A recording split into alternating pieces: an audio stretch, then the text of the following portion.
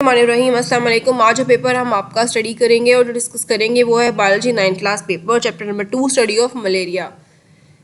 29 आपके पास total questions हैं। 140 minutes आपको दिए गए सॉल्व करने के लिए। 12 MCQs हैं, एक लॉन्ग क्वेश्चन है, 16 शॉर्ट क्वेश्चंस हैं। तो फिर आप पेपर स्टार्ट करते हैं। ओके जी, स्टार्ट करेंगे MCQs से। The bark of which tree is more suitable for curing malaria? Citrus, cinchona, cactus, Pinus.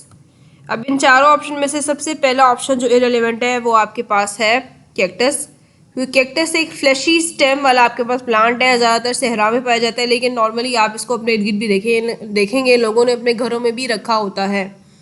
ये कोई मेडिसिनल प्लांट नहीं है और इसकी कोई बार्क भी नहीं होती, इसलिए सबसे पहले इसको आउट करेंगे। फिर आ जाती है बात पाइनस की और सिट्रस की। तो ये दोनों प्लांट्स जो हैं वो आपके पास पाए जाते हैं हिली एरियाज़ में। जैसे आप मरी वगैरह चले जाएं, वहाँ पे आप देखेंगे ये बहुत ज़्यादा इस तरह के प्लांट्स। तो ये जो प्लांट्स हैं बहुत ऊंचे ऊंचे होते हैं और इनकी जो बार्क है वो मेडिसिनल नहीं है। तो जो प्लांट आपके पास मेडिसिनल है वो किनकोना है।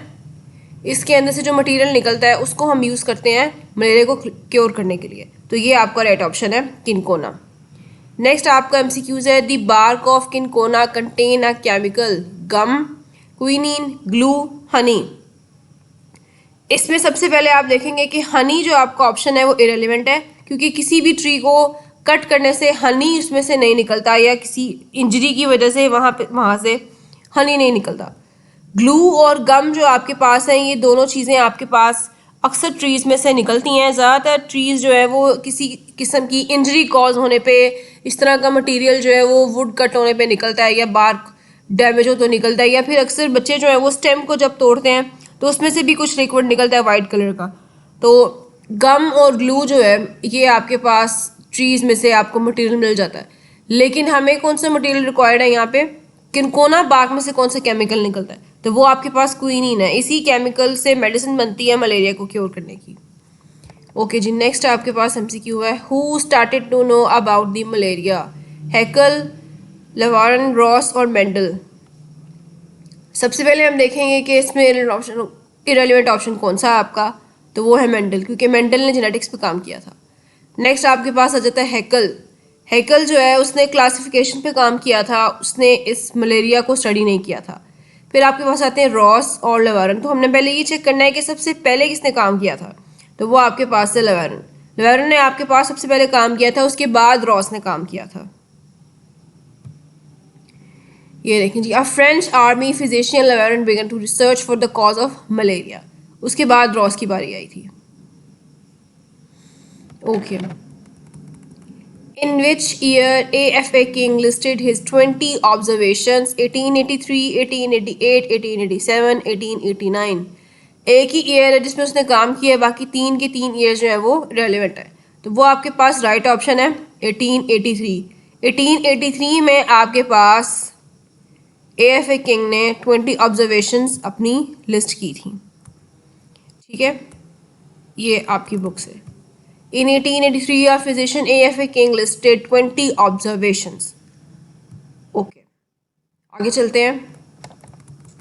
Female mosquitoes need the blood of dash for the maturation of eggs. Mammals, birds, both A and B, reptiles. सबसे पहले आपका ऑप्शन जो यहाँ पे रॉन्ग है वो है रेप्टाइल्स। जब आप इस चैप्टर को अच्छे स्टडी करेंगे तो आप ये देखेंगे कि मैमल्स और बर्ड्स पे एक्सपेरिमेंट किया गया था। स्पैरोज को यूज़ किया गया था और यहाँ पे ह्यूमंस को यूज़ किया गया था। किया गया था मलेरिया कॉज ही उन्हें हो रहा था, तो रेप्टाइल्स पे काम नहीं किया गया था या उन्हें इफेक्ट नहीं किया था मलेरिया ने, इसलिए ये ऑप्शन आपका रॉन्ग है। इसको वैसे ही आउट कर देंगे। अब आपका ऑप्शन आ जाता है बोथ A एंड B। ज़्यादातर ऑप्शन ये सही भी होता है, लेकिन बाज़ दफ़ा सिर्फ कंफ्यूज करने के लिए आपको दिया गया होता है और राइट ऑप्शन कोई और होता है। लेकिन यहाँ पे ये ऑप्शन आपका ठीक है बोथ A एंड B, क्योंकि मैमल्स में ह्यूमंस को बीमारी हुई थी और बर्ड्स में स्पैरोज को भी बीमारी हुई थी, इसलिए बोथ A एंड B आपका राइट ऑप्शन है। The malaria is spread in birds by culex, anopheles, fly, aedes. Aedes जो है वो आपको डेंगू वायरस को ट्रांसफ़र करता है बॉडी में। फ्लाई का मतलब है कि कॉमन हाउस फ्लाई की बात हो रही है जो दूसरी बीमारी फैला सकती है लेकिन मलेरिया नहीं फैलाती। नेक्स्ट आपके पास है एनाफिलिस। एनाफिलिस जो है वो ह्यूमंस में मलेरिया को स्प्रेड करता है। तो क्यूलेक्स आपके पास वो फीमेल मॉस्किटो है जो बर्ड्स में मलेरिया को स्प्रेड करती है। तो राइट ऑप्शन आपका क्यूलेक्स हो गया। ये फिर से वही एमसीक्यूज आ गया, तो आप दोबारा इसको टिक कर दीजिए। राइट ऑप्शन आपका क्यूलेक्स है। Who is responsible for spread of malarial fever? Plasmodium, virus, mosquito, birds. तो सबसे पहला जो आपका ऑप्शन यहाँ पे रॉन्ग है वो है बर्ड्स। बर्ड्स किसी को बाइट नहीं करते और उनके बाइट करने से या इंजरी, किसी को भी तकलीफ पहुँचाने से मलेरिया फीवर आपको नहीं होता। ठीक है, नेक्स्ट आपका है जी मॉस्किटो। मॉस्किटो, आम मॉस्किटो आपको बाइट करेगा, ज़्यादा आपको इचिंग हो सकती है, लेकिन अगर आपको एनोफिलिस बाइट करेगी तो ही आपको मलेरियल फीवर होगा। लिहाजा हर मॉस्किटो के काटने से आपको मलेरिया नहीं होता, इसलिए ये ऑप्शन भी आपका रॉन्ग हो गया।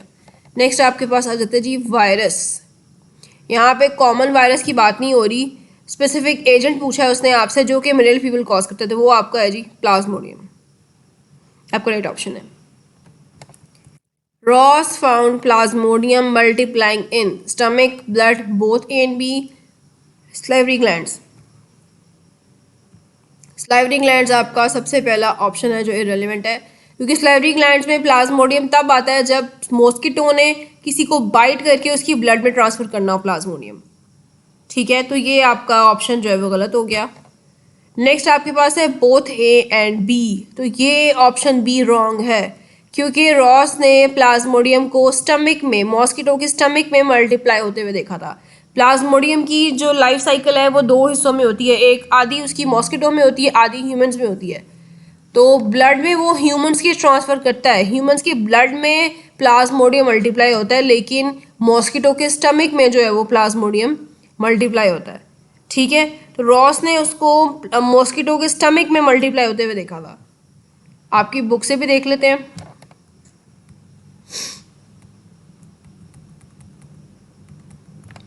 Yeah, he killed the mosquito some days later and found plasmodium multiplying in mosquito's stomach.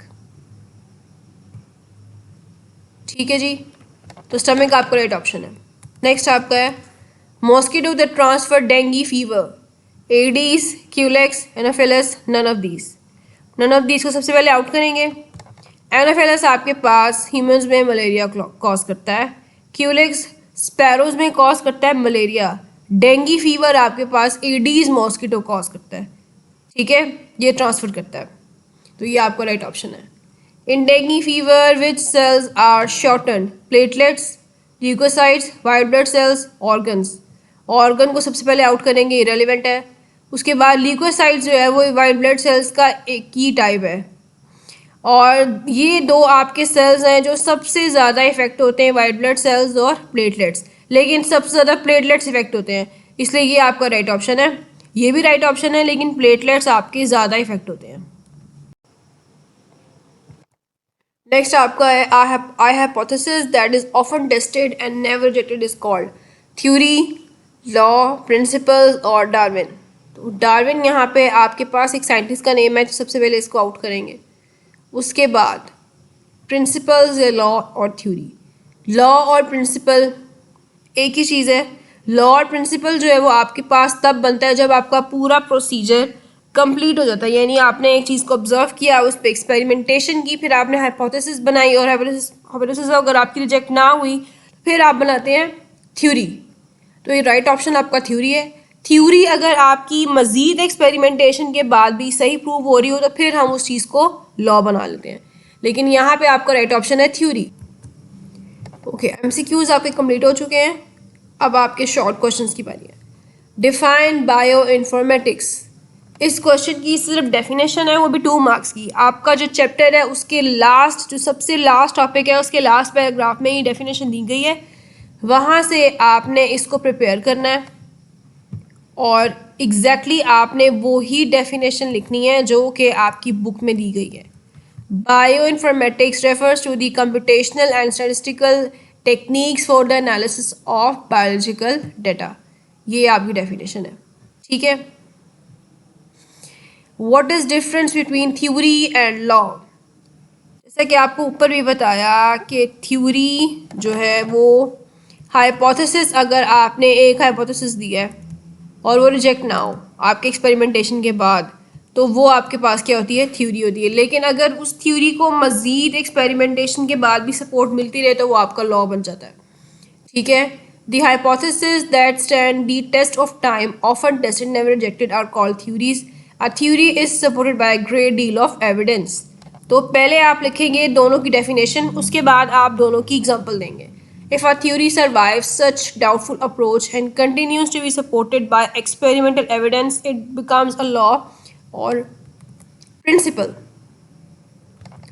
तो यहाँ पे आपको लॉ की एग्जांपल दी गई है, Mendel's law of inheritance.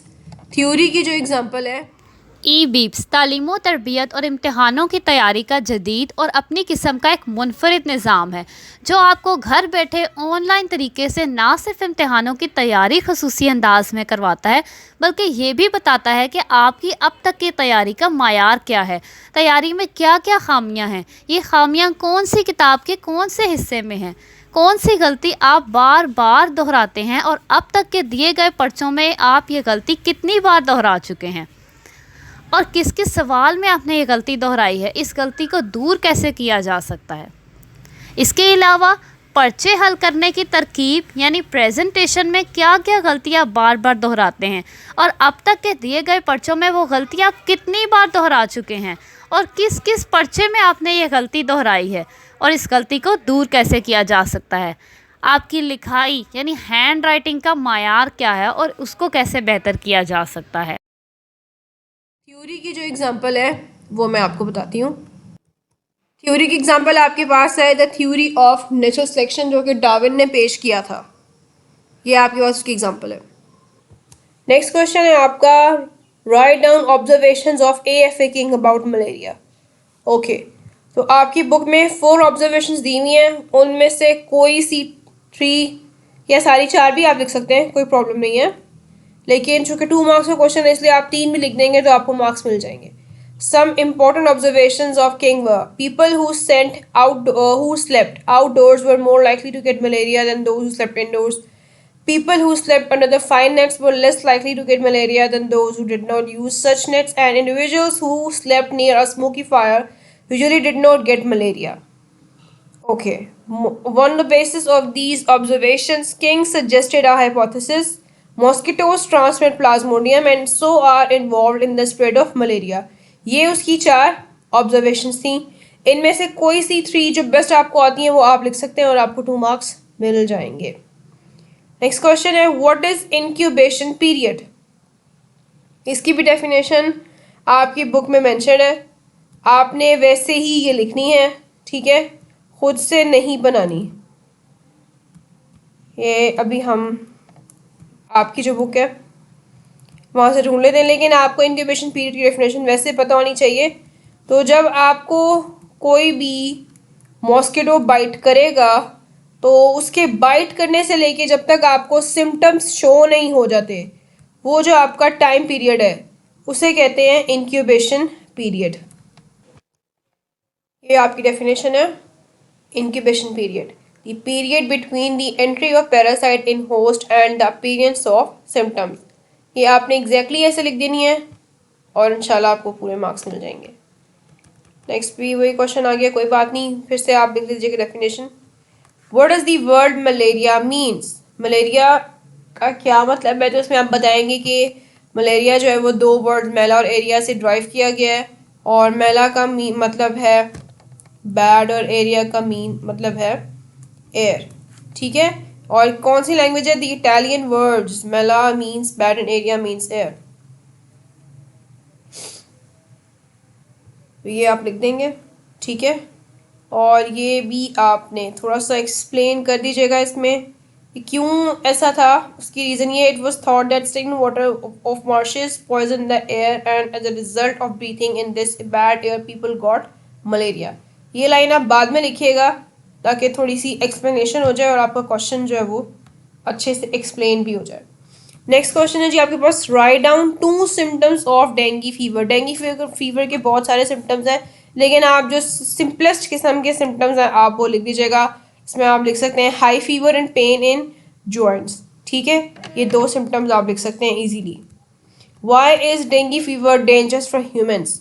Because dengue fever जो है वो सबसे पहले आपके वाइट ब्लड सेल्स यानी आपके डिफेंस सिस्टम को टारगेट करता है, आपकी प्लेटलेट्स को टारगेट करता है, इस वजह से ये डेंजरस है। जब वाइट ब्लड सेल्स आपके रिड्यूस होना शुरू हो जाते हैं, प्लेटलेट्स आपके रिड्यूस होना शुरू हो जाते हैं, तो फिर आपका जो आपकी बॉडी वो बहुत वीक हो जाती है। किसी भी किस्म की और डिसीज़ या वायरस या बैक्टीरिया या और किसी इन्फेक्शियस किस्म के एजेंट के लिए बहुत इजी हो जाता है, आसान हो जाता है कि वो कोई और आके बीमारी आसानी से आपकी बॉडी में स्प्रेड कर सके। प्लस अगर आपका प्लेटलेट्स काउंट जो सबसे ज़्यादा कम होते हैं उसकी वजह से अगर आपको बहुत ज़्यादा गिर जाए तो ब्लड जो है वो क्लॉट नहीं होता, क्लॉटिंग के चांसेस कम हो जाते हैं। और अगर आपको कोई सीरियस किस्म की इंजरी हो जाए तो उसमें आपका ब्लड लॉस होने का भी खदशा है।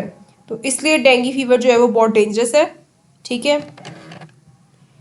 क्वेश्चन दोबारा से आ गया है, no problem, you can solve it again. Next question, how did Ross prove that mosquitoes transmit plasmodium and spread malaria? ठीक है, रॉस ने कैसे प्रूव किया था? तो ये हम आपकी बुक से टैली कर सकते हैं।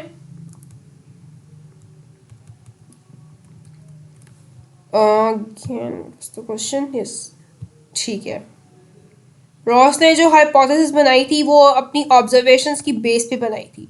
ठीक है, और उसकी ऑब्जर्वेशंस थी,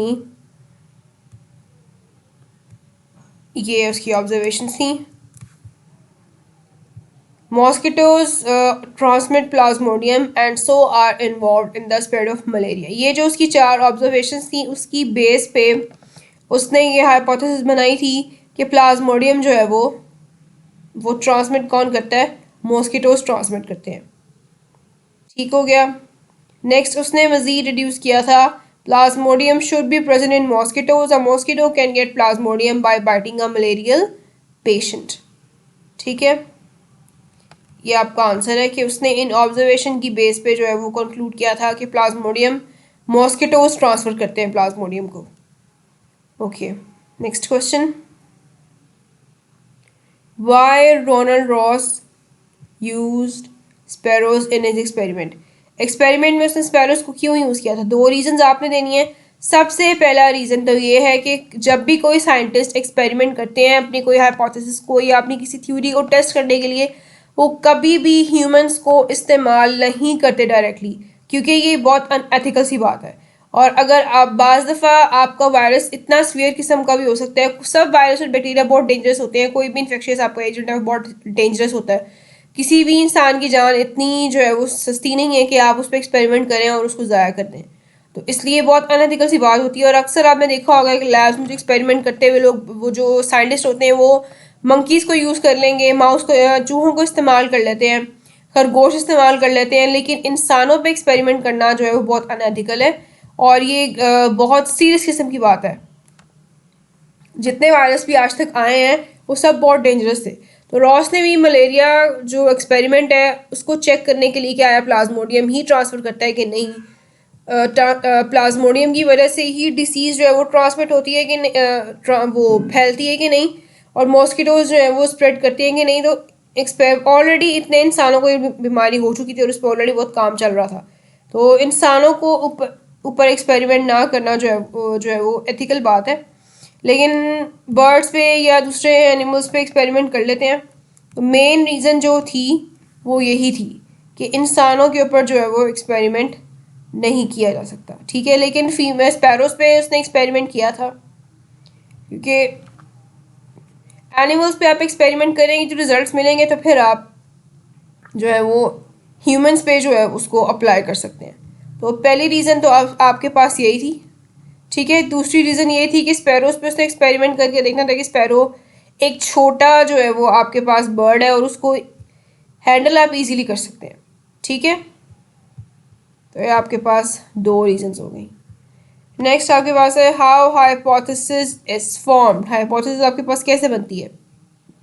आप चीज़ों को ऑब्जर्व करते हैं, ऑब्जर्व करने के बाद आप कहते हैं कि आप सोचते हैं कि ये बात मेरे दिमाग में आई है, फिर आप उस पर एक्सपेरिमेंट करते हैं और जब एक्सपेरिमेंट आपका कामयाब हो जाता है तो आप एक हाइपोथेसिस बना लेते हैं। लेकिन फिर भी हम आपकी बुक से भी इसका प्रोसीजर देख लेते हैं।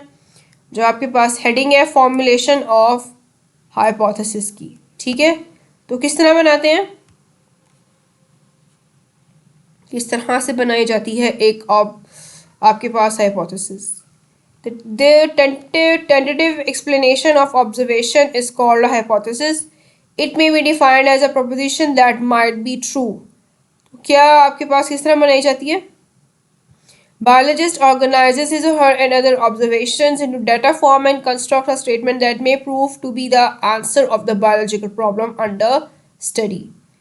और उसकी statistics क्या होनी चाहिए? It should be a relative idea. It should agree with available observations. It should be kept as simple as possible. ये वैसे रिक्वायर्ड नहीं है लेकिन फिर भी आप मेंशन कर दीजिएगा.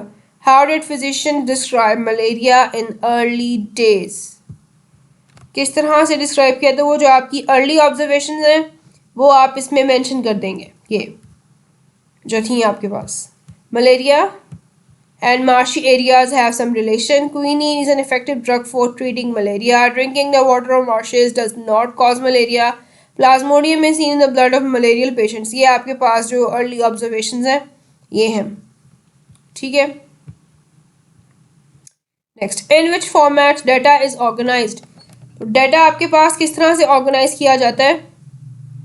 ये डेटा ऑर्गेनाइजेशन का जो आपका टॉपिक था उसमें हमने स्टडी इसको आप करेंगे या इसमें हमने स्टडी किया है. ये data is organised in different formats like graphics, tables, flow charts, maps and diagrams. देखा कि उस क्वेश्चन है डिफाइंड डेटा. इसमें सिंपली आपने इसकी जो डेफिनेशन है वो देनी है. ठीक है.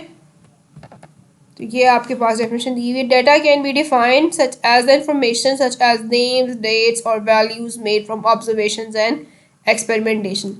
कोई भी डेटा आप इसमें एग्जांपल जो है वो वेरी करती है कि आप किस चीज़ पे काम कर रहे हैं. ठीक है. जैसे आप मलेरिया में बता सकते हैं कि उसमें एक्सपेरिमेंट में डाटा कलेक्ट किया गया था कि शुरू में जो मलेरिया है वो कॉज करने की वजह स्टैग्नेंट वाटर है उससे प्रोड्यूस होने वाली जो एयर है उसमें या फिर मॉस्किटोज जो है वो बाइट करते हैं तो आपके पास मलेरिया होता है. ये आपको एक एग्जांपल है डाटा की. ठीक है.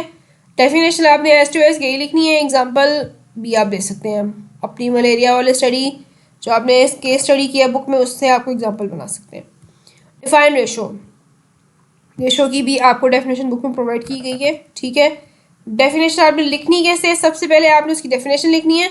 उसके बाद आपने बताना है कि इसका जो साइन है रेशो किस साइन से प्रेजेंट करते हैं हम, वो साइन आप में ज़रूर बताना है. और एग्जांपल भी आपकी बुक में दी गई है वो भी आपने लिखनी है. ठीक है. तो इसकी जो डेफिनेशन है आपके पास, when a relation between two numbers example a and b is expressed in terms of quotient, it is called ratio of one number to the other. Ratio may be expressed by putting a division or colon mark between the two numbers. For example, the ratio between 50 malarial patients and 150 normal persons is 1:3. ठीक है. ये आपने पहले definition, उसके बाद उसका sign, उसके बाद आप उसकी एग्जांपल और हेडिंग्स बना के बच्चों प्रेजेंटेशन बहुत इंपॉर्टेंट है. उसके बगैर पेपर सॉल्व मत करिएगा. नेक्स्ट है आपका जी long question. Write a note on data organization. बहुत छोटा सा क्वेश्चन है, 5 मार्क्स का दिया हुआ है लेकिन आपको बोर्ड में ऐसा क्वेश्चन 5 मार्क्स के लिए नहीं आएगा जो इतना लेंथी हो ही ना कि 5 मार्क्स का वो आपको दे दें. ठीक है. लेकिन हम फिर भी इसको हेडिंग्स के साथ सॉल्व कर लेते हैं. सबसे पहले आप बताएंगे कि data ways of organising data. ठीक है. डेटा को ऑर्गेनाइज कैसे करते हैं? In order to formulate and then to test hypothesis. The reason to organise data. In order to formulate and then to test hypothesis, scientists collect and organize data. ठीक है. फिर methods आपके पास data organize करने के लिए. Prior to conducting an experiment, it is very important for a scientist to describe data collection method. It ensures the quality of experiment. Data is organized in different formats like graphics, tables, flowcharts, maps and diagrams. ठीक है. ये आपके पास इसका answer है. ये paper आपका complete हो गया है. कोई चीज़ आपको लगे कि डिस्कस नहीं की या कोई चीज़ आपको लगे कि इसमें कमी रह गई है तो वो आप बाद में बता सकते हैं, हम दोबारा डिस्कस कर लेंगे. तो अभी के लिए अल्लाह हाफ़िज़. ओके.